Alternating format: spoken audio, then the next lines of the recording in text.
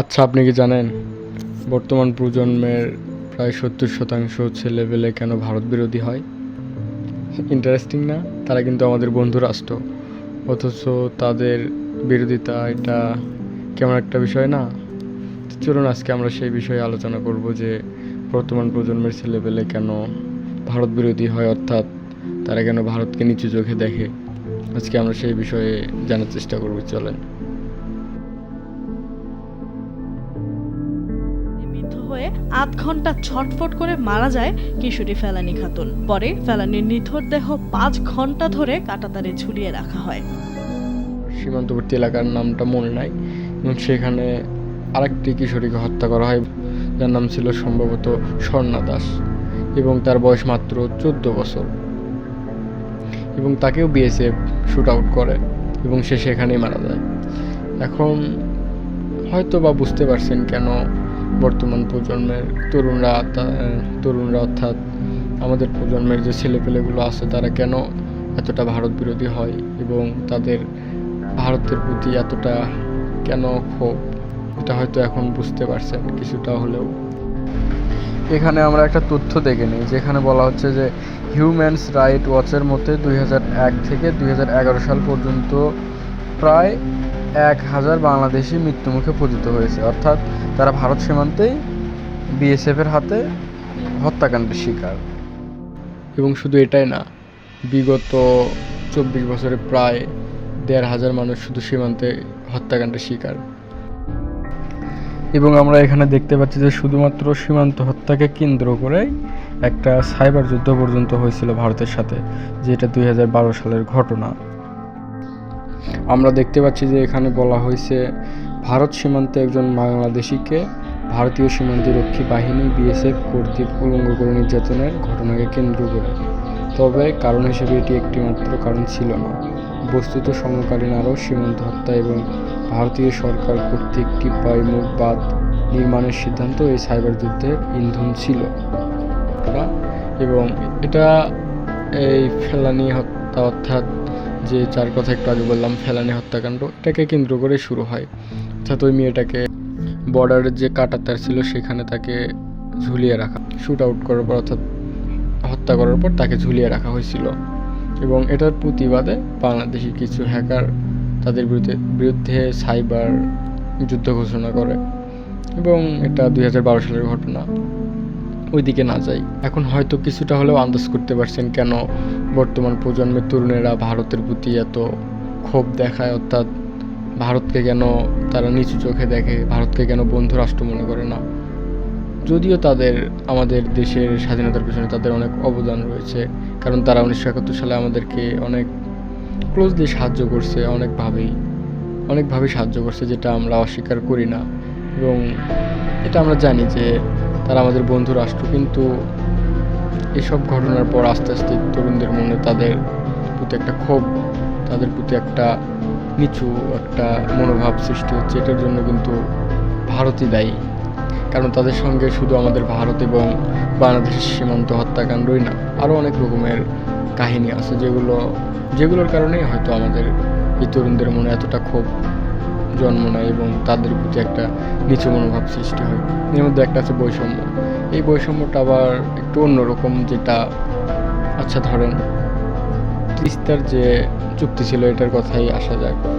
এই তিস্তা চুক্তিটা কিন্তু সর্বপ্রথম 1971 সালের পরে, অর্থাৎ 1972 সালে সর্বপ্রথম অন্তর্বর্তীকালীন সরকারের আমলে একটা চুক্তি হয়, যেটা 1985 সাল পর্যন্ত স্থায়ী ছিল। তারপরে এখন পর্যন্ত, অর্থাৎ 2024 সাল পর্যন্ত আর কোনো তিস্তা চুক্তি হয়নি, অর্থাৎ 39 বছর প্রায় কোনো প্রকারের চুক্তিতে তারা যায়নি। পানির যে একটা আইন আছে, আন্তর্জাতিক আইন, এই আইনের তোয়াক্কা না করে তারা ইচ্ছা মতো যখন ইচ্ছা পানি ছেড়ে দেয়, যখন ইচ্ছা আবার বাঁধ খুলে দেয়, বন্ধ করে, অর্থাৎ তাদের সুবিধা অনুযায়ী তারা বাঁধটাকে ব্যবহার করে। এবং 1985 থেকে 1985 যে চুক্তিটা হয়, এটা এরকমভাবে উল্লেখ ছিল যে বাংলাদেশ 36% এবং ভারত 39% এবং 25% যে পানি থাকবে এটা হলো নদীর নব্যতা বজায় রাখার জন্য বহমান থাকবে।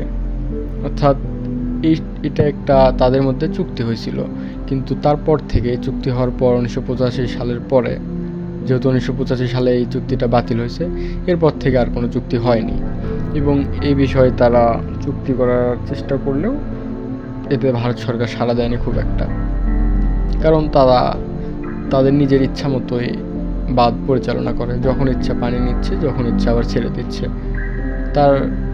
যার কারণে উত্তরবঙ্গে প্রায় সময় হুট করেই বন্যা কবলিত হয়ে যায়, আবার অনেক ফসলের সমস্যা দেখা দেয়, আবার খরার মৌসুমে তারা পানি দেয় না। এভাবেই তারা আমাদের তরুণদের মনে একটা ক্ষোভের সৃষ্টি করে এবং তাদের থেকে একটা দূরত্ব তৈরি হয় যে আমাদের বন্ধু রাষ্ট্র হওয়ার পরও আমাদের সঙ্গে এরকম একটা আচরণ, যেটা তরুণরা মেনে নিতে পারে না, যার কারণে হয়তো তরুণদের মনে তাদের প্রতি একটা ক্ষোভের সৃষ্টি হয়। অথচ দেখেন, তিস্তা চুক্তি না হওয়ার পরেও কিন্তু আমরা তাদেরকে চট্টগ্রাম বন্দর ব্যবহারের অনুমতি দিয়েছি, যেটা কিছুদিন অর্থাৎ 5ই আগস্টের আগে যে সরকার ছিল, আওয়ামী সরকার, তারা তাদের সঙ্গে একটা চুক্তি করে যেখানে তাদেরকে আমাদের চট্টগ্রাম বন্দর ব্যবহারের অনুমতি দেওয়া হয়।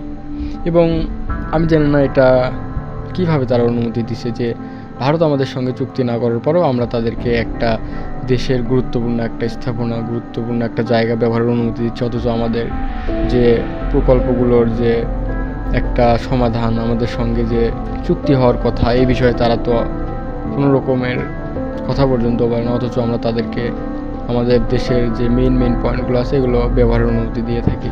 এবং তারা এরকম একটা পরিকল্পনা করছিল যে বাংলাদেশের মধ্যকার অবস্থান দিয়ে তারা একটা রেলপথ বানাবে, এরকম একটা তারা বাংলাদেশকে প্রস্তাব দিছিল সম্ভবত। এবং সে সময় এটা ভারতীয় সংবাদ মাধ্যম টাইমস অফ ইন্ডিয়াতে প্রকাশিত হয়, যেখানে তারা বাংলাদেশের মধ্যকার অবস্থান দিয়ে একটা রেল লাইন বা রেলপথ বানানোর পরিকল্পনা করে এবং সেটা তৎকালীন সরকারকে জানানো হয় এবং তৎকালীন সরকার এটাতে রাজিও হয়ে যায়। যার কারণেই হয়তো তৎকালীন প্রধানমন্ত্রী বলেছিলেন যে আমরা ভারতকে যে দিয়েছি সেটা ভারত সারা জীবন মনে রাখবে। আচ্ছা, তারপর আসা যাক ভারতের অভ্যন্তরীণ বিষয়গুলোতে অন্য দেশের উপর তাদের হস্তক্ষেপ। অর্থাৎ তারা বেশিরভাগ সময় অন্য দেশ বলতে পার্শ্ববর্তী যে দেশগুলো রয়েছে তাদের এই দেশগুলোর উপর তারা একটা অভ্যন্তরীণ বিষয়ে হস্তক্ষেপ চালানোর চেষ্টা সবসময় করেই থাকে। তারপর শ্রীলঙ্কার সাথে তাদের বন্ধুত্বপূর্ণ যে আচরণ ছিল, এটা আস্তে আস্তে একটা টানপূরণের মধ্য দিয়ে চলছে এখনও, যেটার ভবিষ্যৎ কী হবে এটা আমরা জানি না, শুধুমাত্র এই অভ্যন্তরীণ বিষয়ে নিয়ে নাক গলানোর জন্য। আর ভারতের এই বিষয়টা খুব খারাপ একটা বিষয়, যেটা আমাদের দেশের উপরেও ওদের একটা প্রভাব আছে। রাজনৈতিক বিষয়গুলোতে তারা অনেকভাবেই অভ্যন্তরীণ যে হস্তক্ষেপ এগুলো চালানোর চেষ্টা করে, এবং চেষ্টা করে বলতে চালায়, কারণ 5ই আগস্টের আগে যে সরকার ছিল তারা তো তাদেরই মনে করেন একেবারে লোক ধরতে গেলে এরকমই বলা চলে আর কি, যে তাদের কথা মতো তারা যে কোনো রকম বিষয়ে হস্তক্ষেপ চালাতো। এবং এই বিষয়টা জানি না আপনি কীভাবে নেবেন, কিন্তু আমি খুব খারাপভাবেই নেই, কারণ একটা স্বাধীন দেশের অভ্যন্তরীণ বিষয়, সেই দেশের তো আইন আছে, তারপর বিচার ব্যবস্থা আছে, তারাই সেই অভ্যন্তরীণ বিষয়গুলো দেখবে। অর্থাৎ তাদের নিজস্ব আইন, নিজস্ব সরকার, নিজস্ব জনগণ আছে, তারাই তো এই বিষয়টা করতে পারে। কিন্তু এখানে আবার ভারত আসে নিজেই তাদের একটা বিষয়ে হস্তক্ষেপ চালাতে চায়।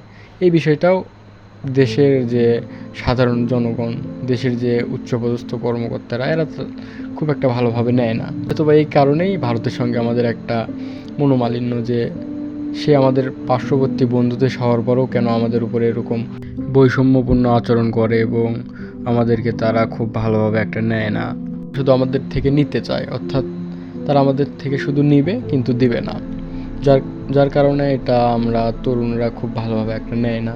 কারণ আমি যদি সব সময় দিতেই থাকি, আমাদেরকেও তো দিতে হবে। তার একটা কারণ দেখেন, যখন আমাদের বাংলাদেশে খরার মৌসুম চলে তখন কিন্তু তিস্তা ব্যারেজ থেকে কোনো রকম পানি আমাদের বাংলাদেশে ছাড়া হয় না, অথচ যখন বর্ষাকাল, যখন আমাদের বন্যায় কবলিত উত্তরাঞ্চল, তখন আরও বেশি করে বাঁধের মুখগুলো খুলে দেওয়া হয়। এটা কিন্তু একটা বড় রকমের বৈষম্য।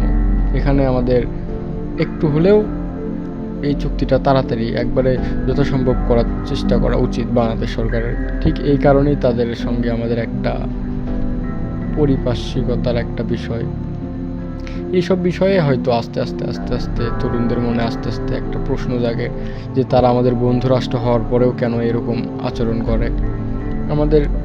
আমাদের শত্রু, অর্থাৎ 1971 সালে যে মুক্তিযুদ্ধ সংঘটিত হয় সেই সময়কার আমাদের প্রধান শত্রু কিন্তু পাকিস্তান ছিল, এবং বর্তমান প্রজন্মের বেশিরভাগ তরুণ কিন্তু পাকিস্তানকে সাপোর্ট করে। তার একটা কারণ কি, যে তারা আমাদের বিষয়ে নাক গলায় না, তাদের সঙ্গে আমাদের কোনো বৈষম্য নাই, তারা আমাদের সীমান্ত তো নাই, কারণ আমাদের বাংলাদেশের প্রায় 3 দিকেই ভারতের